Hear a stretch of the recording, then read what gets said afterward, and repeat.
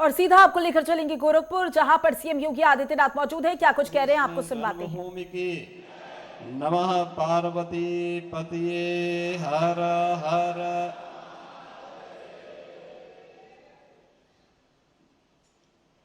पवित्र व्यासपीठ पर विराजमान पूज्य आचार्य संत श्री शांतनु जी महाराज, मंच पर विराजमान और इस सभागार में उपस्थित सभी हमारे पूज्य संतजन, उत्तर प्रदेश सरकार में मंत्रिमंडल के मेरे सहयोगी श्री स्वतंत्र देव सिंह जी, सभी अन्य जनप्रतिनिधिगण, श्रद्धालुजन, पिछले 7 दिनों से आप सबने शांतनु जी महाराज के श्रीमुख से शिवावतार भगवान गोरक्षनाथ की इस पावन धरा पर मर्यादा पुरुषोत्तम प्रभु श्री राम की इस पावन कथा का श्रवण का आनंद लिया है। मुझे बहुत अच्छा लगा कि पिछले 7 दिनों की इस पावन कथा को बड़ी श्रद्धा के साथ आपने श्रवण किया और उसमें भी मुझे बहुत अच्छा लगा कि इन 7 दिन कालीबाड़ी के महंत जी इस कथा में यहां उपस्थित रहे।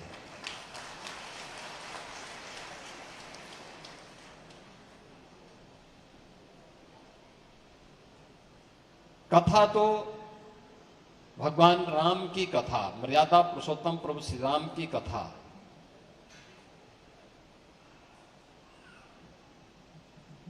इस ब्रह्मांड में सदैव पूजायमान रहती है। हरि अनंत हरि कथा अनंता।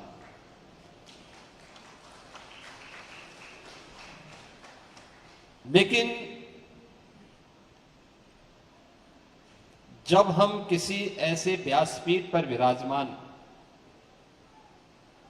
कथा व्यास के श्रीमुख से, जिनका आचार और विचार एक जैसा दिखता है, जैसा व्यावहारिक जीवन है वही वैचारिक रूप से भी जब सुनने को मिलता है तो कथा प्रभावशाली दिखती है। और आपने देखा होगा, लीक से हटकर आस्था को सम्मान देते हुए वर्तमान परिप्रेक्ष्य में मर्यादा पुरुषोत्तम भगवान श्री राम की इस पावन कथा का वास्तविक मर्म क्या है, पिछले 7 दिनों के अंदर आप सबने इसको बहुत रोचक तरीके से सुना है, जाना है।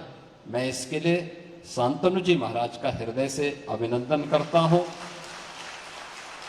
आप सभी श्रद्धालु जनों को भी हृदय से साधुवाद देता हूं कि आपने बड़ी श्रद्धा भाव के साथ यहां पर आए। ये मेरा सौभाग्य नहीं था कि मैं 7 दिन यहां बैठ नहीं पाया, लेकिन मैं कल भी कथा में था और आज भी मुझे कथा में बैठने का सौभाग्य प्राप्त हुआ है। लेकिन कथा के बारे में जानकारी जब मैं लेता था या श्रद्धालु जन मुझे बताते थे तो मुझे अच्छा लगता था कि लोग बड़ी श्रद्धा भाव के साथ कथा का श्रवण कर रहे हैं, आ रहे हैं और लोगों के मन में कथा के बारे में एक नई रुचि है। और यह भारत के अंदर ही हो सकता है।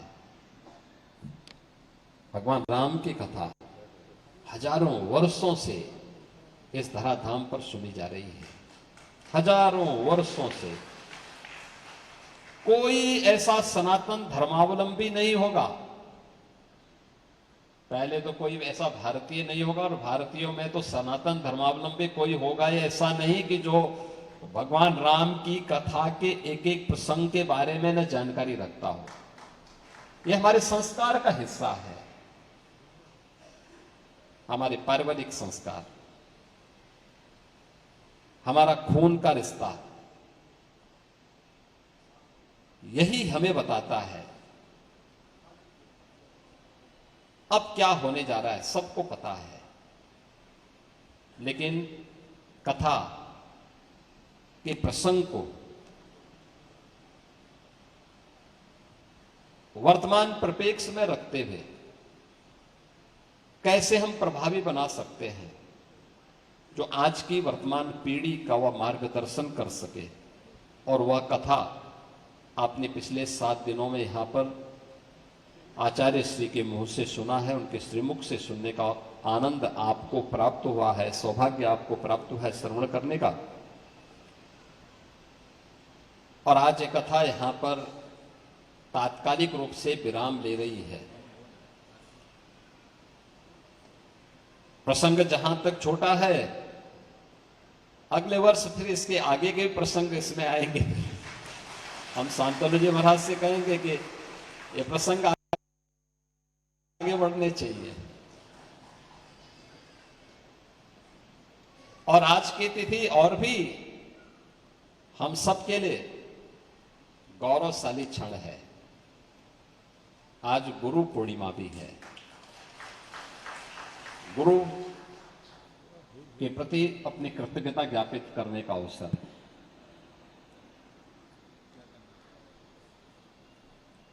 भारत के दुनिया के अंदर भारत एक ऐसा देश है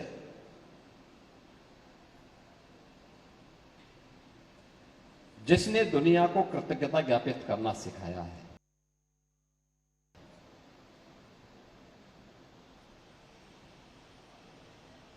हनुमान जी महाराज और मैनाक पर्वत के बीच में जब संवाद होता है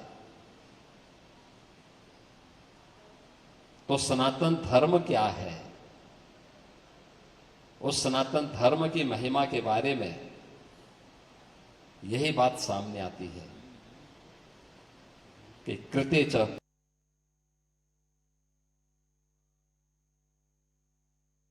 प्रति कर्तव्यम,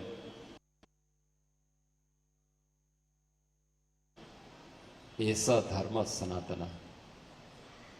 अगर किसी ने आपके प्रति कुछ किया है तो उसके प्रति कृतज्ञता ज्ञापित करना, याद करना हमारे जीवन में हमारी ये सबसे बड़ी खूबी रही है। दुनिया के अंदर भारतीय इस मामले में सबसे ज्यादा जागरूक रहे हैं कि किसी ने भी कुछ आपके प्रति कभी कोई योगदान दिया है, उसके प्रति कृतज्ञता ज्ञापित करना। और गुरु के प्रति, माता पिता के प्रति, अपने से बड़ों के प्रति और जीवन में उन सभी लोगों के प्रति जो आपके जीवन में किसी न किसी रूप में कोई योगदान दे रहे हैं। ये पर्व हम लोग भगवान वेद व्यास की जन्म तिथि के अवसर पर आषाढ़ पूर्णिमा की पुण्य तिथि को, पावन तिथि को हम लोगों ने गुरु पूर्णिमा के रूप में मनाना शुरू किया। यह तिथि अपने आप में महत्वपूर्ण है।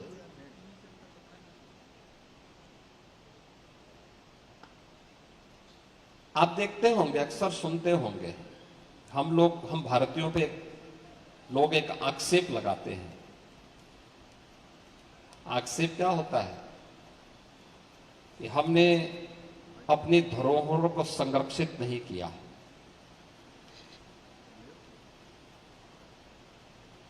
हमें विज्ञान के बारे में जानकारी नहीं, हमें आधुनिक ज्ञान की जानकारी नहीं, हम तथ्यों को तोड़ मरोड़ करके प्रस्तुत करने के आदी हैं और तमाम प्रकार के वितंडावाद के माध्यम से हम भारतीयों को बदनाम करने का प्रयास होता है। लेकिन ऐसा सच नहीं है। हमने तर्क वितर्क उनके साथ नहीं किया। याद करिए, दुनिया के अंदर जो सबसे प्राचीन ग्रंथ है, आज दुनिया भी मानती है वह वेद है, ऋग्वेद है।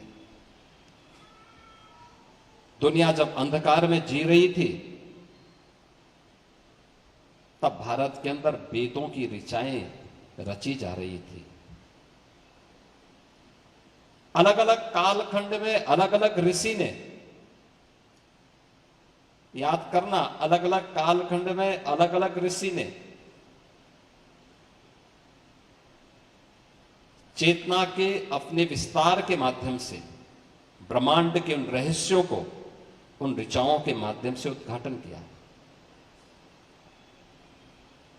अपनी ऋचाओं के माध्यम से उन्होंने उन्हें आने वाली पीढ़ी के लिए दिया। लेकिन श्रवण परंपरा थी, उस परंपरा को पहली बार संहिताबद्ध करके अलग अलग भागों में अलग अलग वेदों के माध्यम से भगवान वेद व्यास ने जो उपकार सनातन धर्मावलंबियों पर और मानव जाति पर किया, उसके प्रति कृतज्ञता ज्ञापित करने का एक अवसर भी है। ज्ञान की इस धरोहर को जहां तक अभी दुनिया पहुंच नहीं पाई है, अभी तो दुनिया भौतिक विज्ञान पर शोध कर रही है, अभी तो वह उसी पर आगे काम कर रही है। चेतन मन से ही शोध हो रहा है। अभी अवचेतन और अचेतन मन की तरफ वो पहुंचा ही नहीं है। चेतना के विस्तार को जब उन ब्रह्मांड के रहस्यों को सुलझाने के लिए जाएगा, वैदिक सूत्र उस समय उसका मार्गदर्शन करेंगे। और ये हमारी धरोहर है, इसको एक साथ सजोने का काम अलग अलग कालखंड में अलग अलग ऋषियों की मंडली ने अलग अलग समय में किया। वे सब कुछ आज भी हमारे सामने है। वेद भी आपके पास है, वे स्थल भी आपके पास है। आप नैमिषारण्य में कभी जाएंगे, नैमिषारण्य में आज से 3500 वर्ष पहले हजारों ऋषियों की एक पंचायत होती है, एक सेमिनार होता है, भारत किस ज्ञान की परंपरा को लेकर के। पुराणों की रचना को लेकर के, उसकी भाषा शैली को लेकर के, उसके विषय को लेकर के हमने नैमिषारण्य को विस्मृत कर दिया, हम भूल गए। कुंभ जैसे आयोजन हमारे लिए धार्मिक आयोजन तो बन गए, लेकिन ज्ञान की इस परंपरा को विमर्श का माध्यम बनाने का जो एक महत्वपूर्ण स्थल होने चाहिए थे, कहीं ना कहीं उसमें भटकाव सा देखने को मिला। एक सामान्य नागरिक के लिए अपनी श्रद्धा के अनुरूप त्रिवेणी में डुबकी लगाना और अपनी आस्था के अनुरूप वहां पर अन्य कार्यों के साथ जुड़ना, यह उचित है। लेकिन यह स्थल हमारे लिए चर्चा परिचर्चा का भी माध्यम बनने चाहिए। ज्ञान की इस परंपरा को, हजारों वर्षों की इस धरोहर को आने वाली पीढ़ी तक पहुंचाने के लिए वर्तमान परिप्रेक्ष्य में हम सबका क्या योगदान हो सकता है, इसके भी माध्यम बनने चाहिए। लेकिन जो लोग हम पे आरोप लगाते हैं, उनका जवाब भगवान वेद व्यास है। आखिर भगवान वेद व्यास तो हैं जो दुनिया को चुनौती देते हुए कह उठते हैं। जब उन्होंने महाभारत ग्रंथ की रचना कर ली, लोग कहने लगे क्या है इसमें,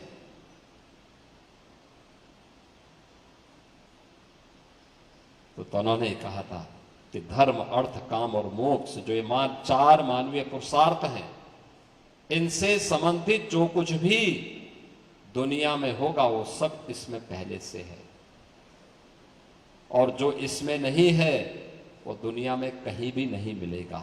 ये केवल भारत का ऋषि ही ये दावा कर सकता है। आप मुझे बताइए, आज के दिन पर किसी वैज्ञानिक ने शोध किया होता और इस प्रकार की विशिष्ट कृति लिखी होती तो उसने पेटेंट कर दिया होता, जिससे कोई दूसरा उस पर कब्जा न करने पाए। हमने कभी पेटेंट नहीं किया, हमने तो सबके लिए सुलभ बना दिया, सबके लिए सुलभ बना दिया।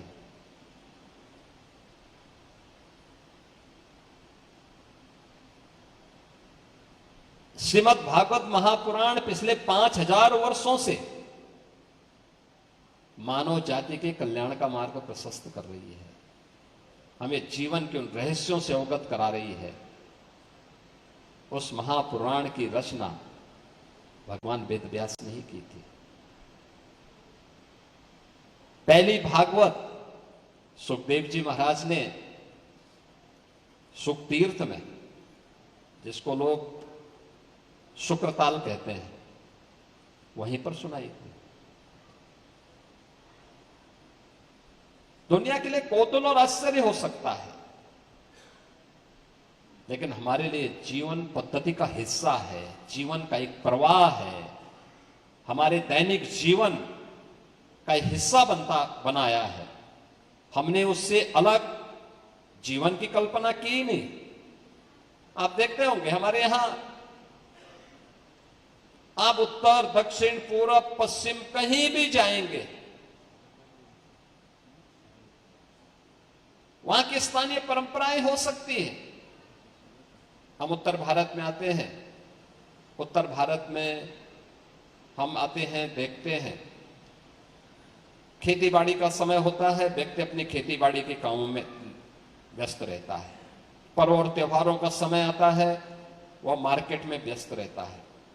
लेकिन इसके बीच का जो कालखंड, जैसे ही कालखंड आता है तो उस कालखंड के समय हर गांव में यज्ञ और प्रवचन के कार्यक्रम, रामलीलाओं के कार्यक्रम प्रारंभ हो जाते हैं। पूरे देश के अंदर आप जाएंगे, वहां की स्थानीय परंपरा के अनुसार कोई ना कोई, जब भी उनके पास कोई फुर्सत होता है जीवन के उस अपनी आपाधापी में से, उस दौरान वह धार्मिक कार्यक्रमों के साथ जुड़ जाता है। तीर्थाटन के लिए निकलेगा,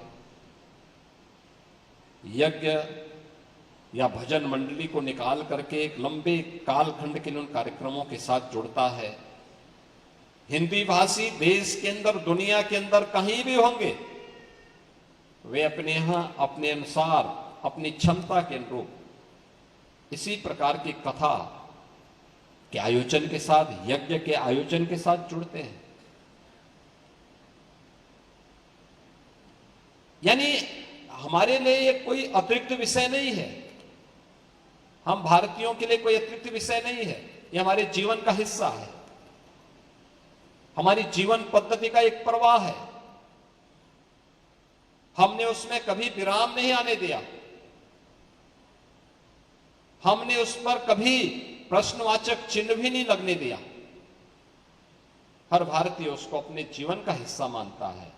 और याद रखना, दुनिया के अंदर मर्यादा पुरुषोत्तम भगवान श्री राम की ही एक पावन कथा है, हजारों वर्षों से सुनी जा रही है, गाई जा रही है, लेकिन 3-4 घंटे, 3 घंटे, 4 घंटे, सप्ताह, 9 दिन, 15 दिन, महीनों तक वह कथा को सुनने के लिए हजारों की संख्या में श्रद्धालु जुटते हैं। ये केवल और केवल राम कथा के माध्यम से ही संभव हो सकता है, व्यासपीठ से सुनाई जाने वाली राम कथा के माध्यम से संभव हो सकता है। दुनिया के अंदर कहीं अन्यत्र इस प्रकार का देखने को नहीं मिलता होगा। सामान्य जीवन में भी आप देखते होंगे, दुनिया के अंदर अब तक सबसे लोकप्रिय धारावाहिक कोई हुआ है, रामायण हुआ है। आप याद करिए, जब टेलीविजन नहीं थे,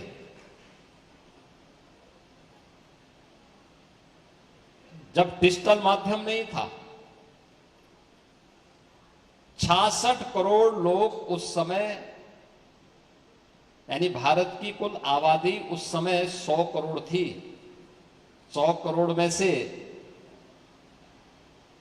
50 करोड़ लोगों के पास भी टेलीविजन की सुविधा नहीं थी, यानी देखने की सुविधा नहीं थी।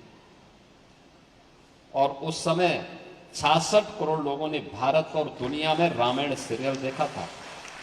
ये केवल यहीं पे हो सकता है। कोरोना कालखंड में जब लॉकडाउन हुआ था, लॉकडाउन के दौरान जब दूरदर्शन में रामायण सीरियल को फिर से प्रारंभ किया गया था, सबसे ज्यादा दर्शक रामायण सीरियल देखते थे, सबसे ज्यादा। सारे अन्य टेलीविजन एक प्रकार से बंदी की तरफ जा रहे थे। अगर वो रामायण सीरियल ज्यादा दिन चल लेता तो अन्य के सामने समस्या खड़ी हो गई होती। यानी ये चीजें दिखाती है कि हम भारतीयों के संस्कार का हिस्सा है। राम और कृष्ण के बगैर, शंकर के बगैर भारत का पत्ता भी नहीं हिल सकता है। हमने इसे अपने जीवन पद्धति का हिस्सा माना है और इसीलिए हो सकता है कि डॉक्टर लोहिया की वर्तमान के चेले न मानते हो, लेकिन डॉक्टर लोहिया ने एक बात कही थी। एक बार उनसे पूछा गया था, भारत जब आजाद हुआ, आजाद भारत के अंदर डॉक्टर लोहिया प्रखर समाजवादी थे।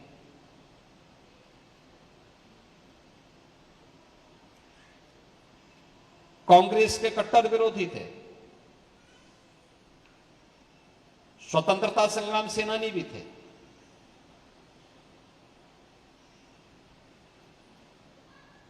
आजादी के बाद दुनिया के अंदर आशंका उठाई जा रही थी कि भारत बहुत दिनों तक एक नहीं रह पाएगा, भारत फिर से विभाजित हो जाएगा। उनसे जब पूछा गया कि लोहिया जी बताइए, भारत कब तक एक रहेगा और क्या भारत एक रह पाएगा? उन्होंने कहा, एक प्रश्न भारत पे नहीं उठने चाहिए। लोगों ने कहा, दुनिया ये बोल रही है। उन्होंने कहा, दुनिया अभी भारत को समझ नहीं पाई है। जब तक भारत के अंदर राम, कृष्ण और भगवान शंकर की पूजा होती है, वो रहेगी, तब तक भारत का कोई बाल बांका नहीं कर पाएगा।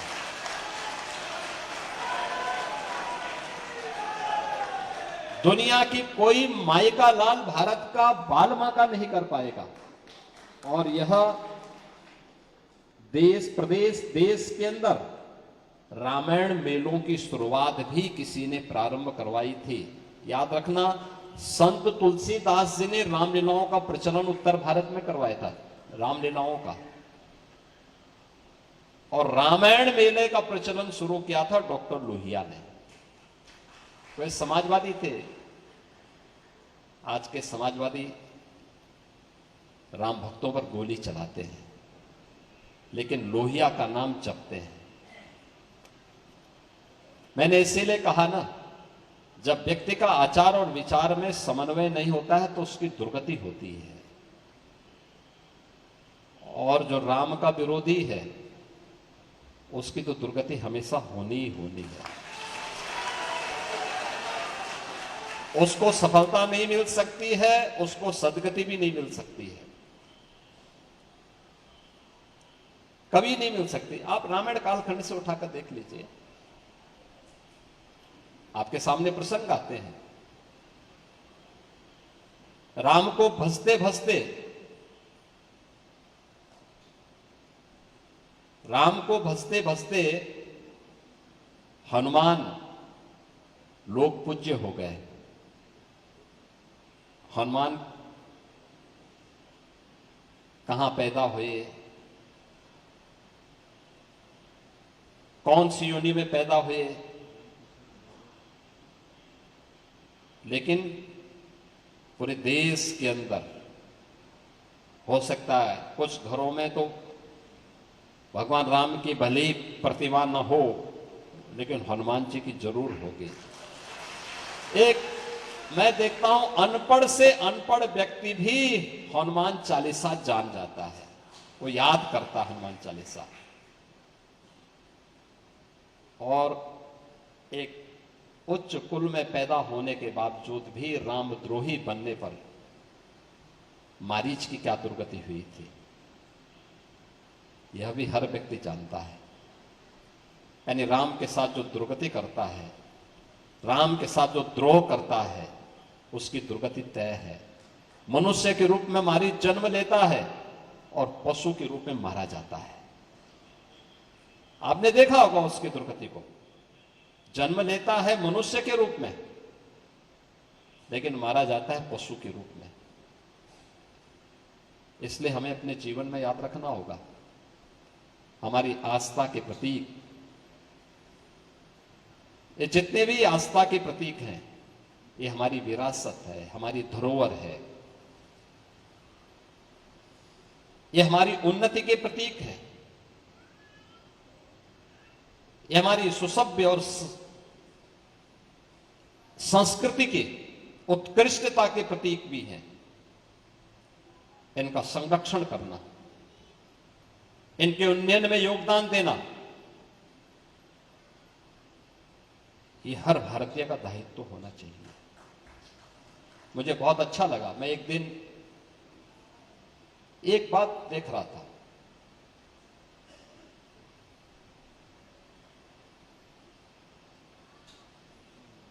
एक मुस्लिम अधिवक्ता है, महिला है, उनका एक वक्तव्य आया था और उसमें उनसे पूछा गया, किसी पत्रकार ने पूछा, मेरा एक वक्तव्य था, उस वक्तव्य को लेकर के कि सनातन धर्म को लेकर के आपको क्या कहना है। उन्होंने कहा, हां, हम भी सनातन धर्मावलंबी हैं। भारत का एक धर्म है और वह है सनातन धर्म।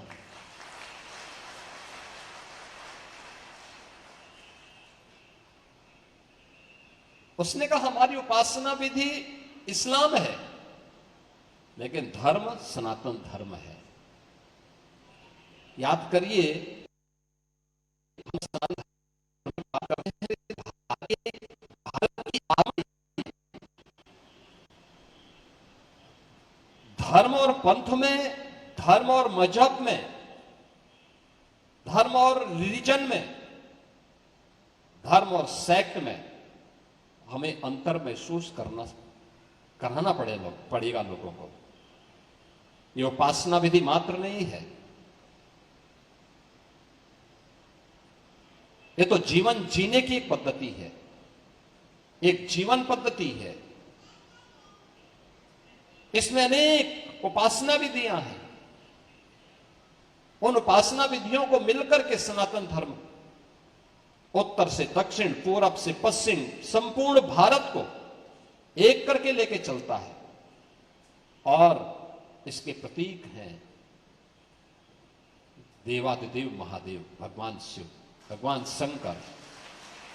इसके प्रतीक हैं मर्यादा पुरुषोत्तम प्रभु श्री राम। इसके प्रतीक हैं वृंदावन बिहारी लाल श्री कृष्ण। ये सभी उसके प्रतीक हैं। हमारी पावन नदियां, कल मुझे बहुत अच्छा लगा, हम लोगों ने उत्तर प्रदेश में एक आदरणीय प्रधानमंत्री जी की प्रेरणा से एक अभियान प्रारंभ किया था, एक पेड़ मां के नाम, एक पेड़ लगाओ, हर व्यक्ति से हम लोगों ने कहा था। 37 करोड़ वृक्षारोपण एक दिन में उत्तर प्रदेश के अंदर हुआ, 37 करोड़ 21 लाख। और लक्ष्य रखा गया था कि 2 स्थानों को इसके लिए केंद्रित करिए। एक, नदी पुनरुद्धार के कार्यक्रम के साथ जुड़ना होगा। और मुझे लगता है हम सबको अपने जीवन का ध्येय बनाना होगा। याद रखना, हमारी नदियां,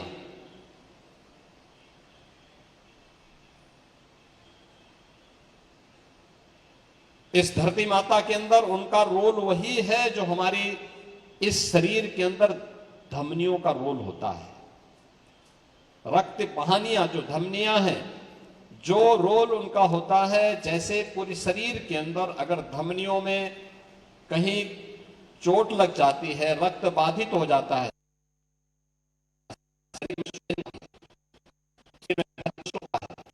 और कभी कभी व्यक्ति और समय काल के गाल में भी समाता है। धरती माता के अंदर भी इन नदियों का रोल वही है। नदी संस्कृति लुप्त हो रही है। आप देखते होंगे अधिकतर नदियां प्रदूषित हो रही हैं।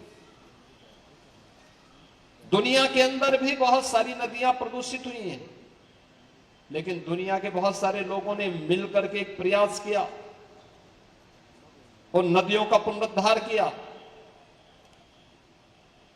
वे लोग नदी की पूजा नहीं करते, लेकिन नदी पुनरुद्धार के साथ उन्होंने अपने आप को जोड़ा। लेकिन हम भारतीय नदी संस्कृति की पूजा करते हैं। नदी संस्कृति को मानवता के उद्गम के स्थल के रूप में मानते हैं। सभ्यताएं वहीं फली फूली, आगे बढ़ी। आज वह नदी संस्कृति नष्ट होने की कगार पर है। नदियों का जल प्रदूषित हो गया है। नई नई बीमारियां आ गई हैं इस प्रदूषण के कारण। एक बीमारी के लिए कोई उपचार की व्यवस्था तय होती है, तब तक नई बीमारी और आ जाती है। इन सब से बचना है, इन नदी संस्कृति को बचाना होगा। बहुत छोटे छोटे उपाय हैं। थोड़ा सा प्रयास करके हम भी इसमें सहभागी बन सकें। प्रदेश में 75 जनपद हैं। 75 जनपदों को एक एक नदी के पुनरुद्धार के कार्यक्रम के साथ जोड़ने के लिए कहा गया। आज तकनीक हो चुकी है, उस तकनीक के माध्यम से हम भी कर सकते हैं। तालाबों का पुनरुद्धार कर सकते हैं। नदियों के किनारे खाली पड़ी जमीनों पर भी तालाब बना करके जल संरक्षण, बरसात के जल का संरक्षण करके नदियों को सदा निरा बना सकते हैं। और व्यापक वृक्षारोपण के माध्यम से भी उन्हें सदा निरा करने में योगदान दे सकते हैं। प्राकृतिक पद्धति से, जिस प्राकृतिक पद्धति से हमारे पूर्वज जल का शोधन करते थे, उस जल के शोधन के माध्यम से भी हम लोग भी आज के परिप्रेक्ष्य में उन तालाबों को, नदियों को शुद्ध कर सकते हैं। याद करिए, यही समय था। आज से 6 वर्ष पहले तक इस पूर्वी उत्तर प्रदेश के अंदर यह समय भय और आशंका का होता था। भय और आशंका किस बात की? इंसेफ्लाइटिस, मस्तिष्क ज्वर से यहां पर 1200 से 1500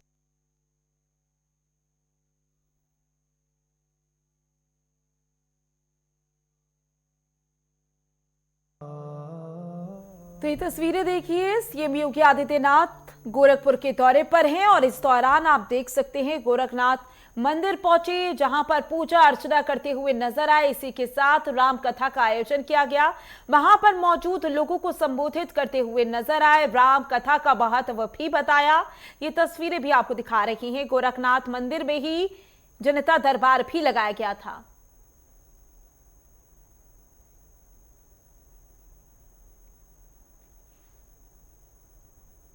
ये तस्वीरें आपको लगातार दिखा रहे हैं।